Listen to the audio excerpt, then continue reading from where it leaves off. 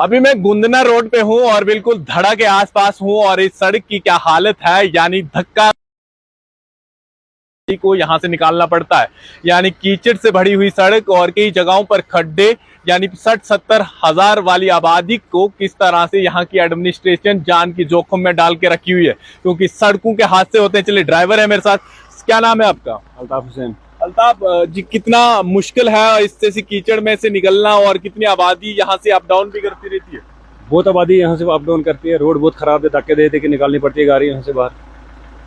बहुत चिकड़ है यहाँ पर। तो गाड़ी की तो खस्ता हालत हो जाती होगी, गाड़ी खराब हो जाती होगी, रोजाना सर्विस स्टेशन पे लगानी पड़ती है? रोजाना वो कंटिन्यू सर्विस स्टेशन पे लगानी पड़ती है, कंटिन्यू। तो जब कोई हादसा हो जाता है तब फिर इल्जाम ड्राइवर पर या तमाम चीजें? अब तो हमारे पे इल्जाम आ जाता है, ड्राइवरों पे इल्जाम आ जाता है फिर। ठीक, चलिए, ये ड्राइवर थे और जिस तरह से उन्होंने साफ तौर पर कहा कि सड़कों के बीच में क्या हालत है और किस तरह से इन लोगों को अपनी जान को जोखिम में डालकर निकलना पड़ता है। चलिए, मेरे साथ सरपंच भी हैं, जो लोकल यहाँ के सरपंच हैं। और या इन सड़कों के बीच में सर बताएं, क्या किस तरह से यहाँ पर कितनी आबादी है जो गुंदना की तरफ जाती है या फिर धड़ा या फिर अपनी जान को जोखिम में? अभी देखिए, हाल फिलहाल में 15 से 16 लोग जख्मी और 7 की जान भी खिंचा चुकी है। सर, ये रोड डोडा हेडक्वार्टर से यहाँ तक 30 किलोमीटर है, ठीक है। और कम से कम 50-60 हज़ार आबादी का ये एरिया है जो पर डे यहाँ पर मूवमेंट करते हैं डोडा टू वाया घर वापस आने के लिए। इस रोड में ऐसी हालत है, आपने भी शायद आप भी डोडा से आपने देखा क्या हालत है। जितनी हालत इस रोड की ख़राब है उतनी हालत मैंने किसी दूसरी रोड की नहीं देखी है। और ड्राइवर साहब से बात की, उन्होंने बोला क्योंकि वो प्रोफेशनल ड्राइवर है, वो डेली अप डाउन उनका आता रहता है। बहुत बुरी हालत है यहाँ पर। हाई स्कूल धड़ा में है, वहाँ के लिए बच्चे चाटा से भी आते हैं, वहाँ के लिए बच्चे यहाँ से पोस्ता से भी आते हैं। और आज थोड़ी सी बारिश हुई, उस बारिश की वजह से आज स्कूल में बच्चे नहीं पहुँच सके, क्योंकि ऐसी हालत रोड की हुई, इतना मलबा उस रोड पर गिरा कि गाड़ियों की जो ट्रैफिक कम से कम 1 घंटा बंद रही। कितना बड़ा मजाक समझते हैं आप इतनी बड़ी आबादी के साथ, और एक कोई हादसा हो जाए फिर रोने धोने वाले लोग आ जाएंगे या फिर उस टाइम ट्वीट हो जाएगा कि ये चीजें हुई, अफसोस। लेकिन जिन लोगों के साथ बीत रही है उनके साथ सर, ये अब हमने सोच लिया कि हमारी जो ज़िंदगी है ना, इसके साथ ऐसा ही होता रहेगा।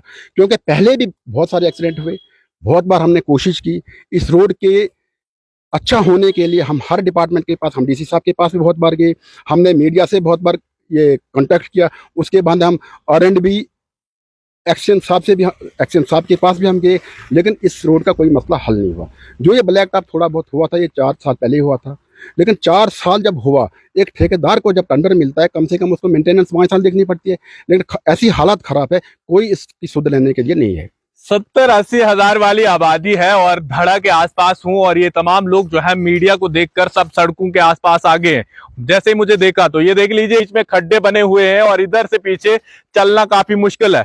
मैंने इसलिए साइड पे रखा है ताकि कीचड़ इनको ना लग जाए और लगातार गाड़ियां यहां से पाए। और इन खड्डों को आप देख लीजिए, छोटा सा नमूना है और जगह जगह पर जो शॉट में इसमें डाल रहा हूं, ये तमाम जो है गुंदना रोड के 80 हजार वाली आबादी, जहां पर तहसील गुंदना है और कई सारे अफसर इधर से निकलते हैं, लेकिन इन लोगों की कोई सुनने के लिए तैयार नहीं है। ये लोग जो है आज भी भगवान भरोसे या फिर ड्राइवर के भरोसे, और जिन ड्राइवर ने जिस तरह से कहा कि रोजाना गाड़ी जो है सड़क यानी सर्विस स्टेशन पे लगानी पड़ती है, और इससे पहले जब मैं यहां से पास गुजर रहा था वहां पर इन लोगों को धक्का देकर अपनी गाड़ी को निकालना पड़ रहा था।